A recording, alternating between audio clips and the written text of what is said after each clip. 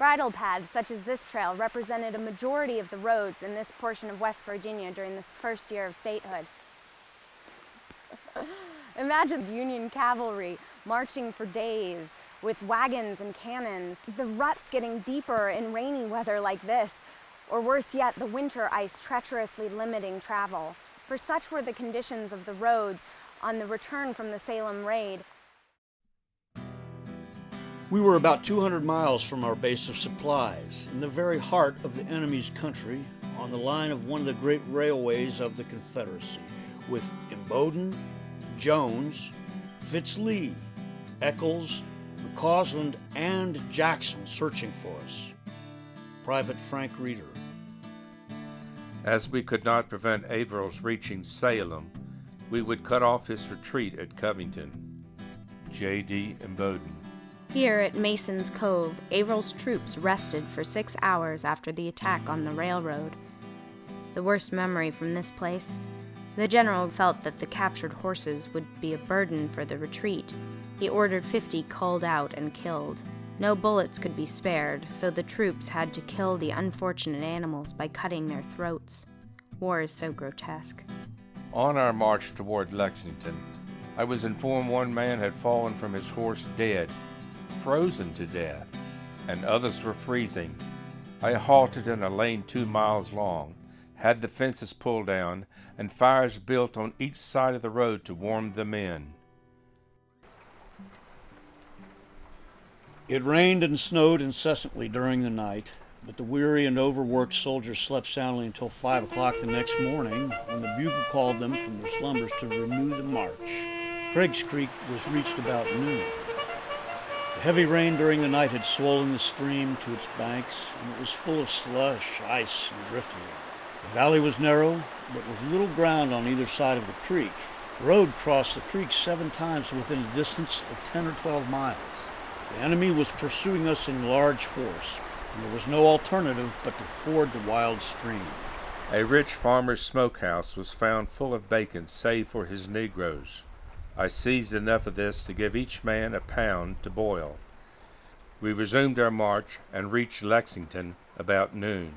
General Fitz-Lee had arrived an hour or 2 ahead of me. J.D. Imboden. The water was mid-rib deep on the large horses, and the current so strong the animals had to be kept with their breasts up the stream if the current were permitted to strike the horses sideways, which happened quite frequently. Horse and rider were carried down the stream, and a number of men were drowned in this way. Private Frank Reeder. Owing to the ice that had formed in the road, I had the utmost difficulty in getting my horses and guns to the top of the mountain. Axemen were cutting the great cakes of ice so that the horses could be led along in safety. The artillery and ambulances were dragged through the stream with ropes by the men. The weather was so cold, part of the time below zero, that the clothing of the men was frozen stiff soon after leaving the water. The horses were covered with icicles and trembling from the cold. The whole afternoon was spent in crossing the creek, and when finally accomplished, men and horses were almost paralyzed and suffered intensely from the cold as well as from hunger. When just at the western base of the mountain, a courier overtook me with a short, terse order from General Fitz-Lee to turn back, retop the mountain, and follow him to Fincastle. I was astounded, as were hundreds of my men and officers who knew that country well. When the last fording was reached, several efforts were made to force the horses into the stream, but all efforts failed. The men found some sheaf oats and hay, and a few minutes were spent in feeding the poor brutes. General Averell, without the attendance of aides or staff, came galloping up and took a survey of the ford.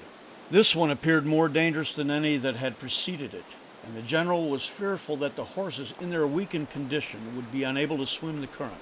He applied the spurs vigorously to his own horse. Rider and horse dashed into the stream.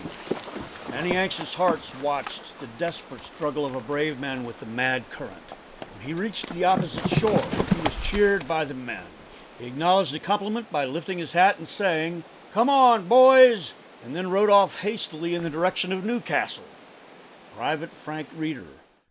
Somewhere about noon I overtook General Fitz-Lee in the road and said, "General, what in the name of God has happened?" He drew a slip of paper from his pocket and handing it to me said, "Read that." I did so. It was a peremptory order from General Early directing General Lee to move as rapidly as possible by the shortest route to Fincastle, saying that he had information that Averell would not retreat via Covington but was returning to the valley. In the river and in the rain 48 hours, it was impractical to keep our ammunition dry, and my command, drenched, muddy, and hungry, arrived at Newcastle about sundown on the 18th, in miserable condition to make the march before us. William Woods Averell. At Newcastle, Averell is keenly aware of Confederate forces approaching from all directions. He paces the hotel floor until he has an idea. He calls the local town doctor, who would intimately know the surrounding territory. Dr. Wiley, under both the threat of death and a promise of $500 in gold, reluctantly leads the 2,500 frostbitten troopers on back roads toward Covington. The enemy is closing in, though also plagued by the elements. 13 men in the company, almost barefooted, shoes entirely worn out. Roads very bad, weather very severe, marched from Narrows to support General Eccles. Anticipating battle with Averell, on our route we crossed 2 great mountains and waded 2 creeks. The mountains were covered with sleet and the creeks were very much swollen. Men waded many streams barefooted and without blankets or overcoats. Men in good spirits, anxious to fight. Record of the 60th Virginia Infantry. I sit beneath the current Island Ford crossing, reflecting upon the wooden covered bridge that once linked together 2 banks of an icy and raged river, until Yankee raiders captured the bridge, crossed, and burned it, thus halting their pursuers. At Jackson's River, my column, nearly 4 miles long, was hastened across the first bridge. When all had passed but my ambulances, a few wagons, and a regiment in the rear, an attack was made by Jackson's force. The company on the Clifton Forge Road was driven away, 3 ambulances were captured, and an effort was made to take the bridge, which was unsuccessful. A night attack is always appalling, even to experienced troops. Unavailing efforts were made to open communication with the regiment cut off until morning, when it appeared that the enemy was determined to maintain his position upon the high cliffs which overlooked the bridge. During the night, the balance of my command had been concentrated at Callahan's, and an efficient defense established upon all roads approaching that point. Finding it impossible to dislodge the enemy as long as the bridges remained, I directed them to be destroyed. The enemy had once left the cliffs and endeavored to reach the flank and rear of the regiment which remained on that side. Orders were sent to the regiment to swim the river or come to me over the mountain around the bend, and after destroying the train, it swam the river with the loss of 4 men drowned. Some of Averell's troops took the wrong fork of the Rich Patch Road into Covington, were seriously delayed, and Averell felt forced to burn the Island Ford Bridge, effectively cutting them off. These troops, under Colonel Blakely, almost surrendered, then found this crossing known as Holloway's Ford. There's a bridge here now, but at the time the river was cold, raging, and filled with dangerous chunks of ice. Remember John Starks, the bridegroom? He was one of several who lost their lives at this crossing. The command was all together again, and General Averell was taking a needed rest to give himself time to decide what to do next. The Negroes were called to headquarters, and one, a boy perhaps 12 years old, said he knew a way across the Greenbrier River by a ford far above Louisburg. He had been there to mill with his master. Hearing this, General Averell put the boy on a horse, ordered boots and saddles to be sounded, and then forward. The boy led us up Ougle's Creek and down Anthony's Creek, over the Allegheny Mountains, high, rough, wild, and icy. The horses were taken from the artillery and long ropes attached. Men were dismounted and drew the pieces up and down that fearful path. We found the Greenbrier swollen and full of floating ice. It seemed impossible to cross. General Averell in person directed the crossing and tested the ford. Cakes of ice from 10 to 15 feet square and heavy enough to submerge a horse were constantly passing. The order came to plunge in and cross. This was done without loss. Private Frank Reeder. Monday, December 21st, 1863. Yesterday, about daybreak, Susan came in to awaken me by announcing the fact that Carey and his regiment were coming, and before we could dress, there were at least 80 soldiers here, some elegant gentlemen among them. Major Waite was one of the first, and we all liked him very much. General and Colonel Imboden and a great many officers sat here some time, and Generals Imboden and Fitz-Lee's troops camped on the farm to feed. All day the soldiers were coming in. After supper, Brother James and the lieutenant came. I was so glad to see them. They did not overtake the enemy and fear they will get away safely, but the Yankees have lost a great many wagons and horses. That's some comfort. Lucy Breckenridge. My command has marched, climbed, slid, and swum 355 miles. William W. Averell. The last 5 days met out a morsel of food.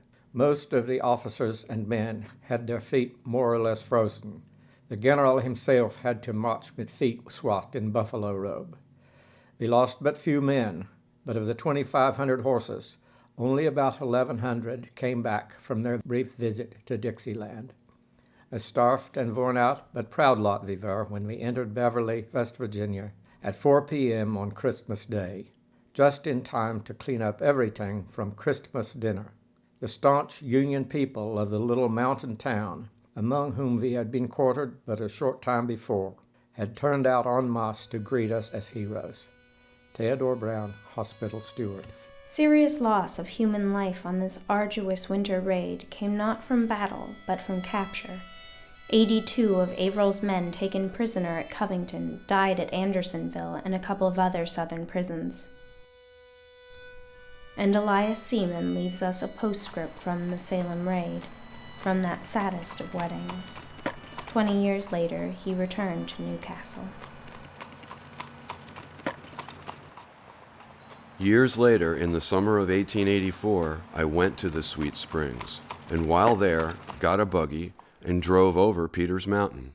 By making inquiries, I was able to find out that the bride of 20 years ago was still living, and after some search, discovered her, and had the pleasure of a short conversation with her. She never suspected, of course, that I knew her story, for 20 years had changed me, as you may imagine, too much to make any recognition possible. She had remained true to her first love and refused all offers of a second marriage. Representing myself as a stranger, from commonplace topics, I led the talk as easily as I could back to the war. She conversed very pleasantly till that subject was mentioned, when her manner became more quiet, and her gaze drifted from near objects to the long blue horizon down the mountain, as if strained to discover something lost. I soon left, and have never seen her since.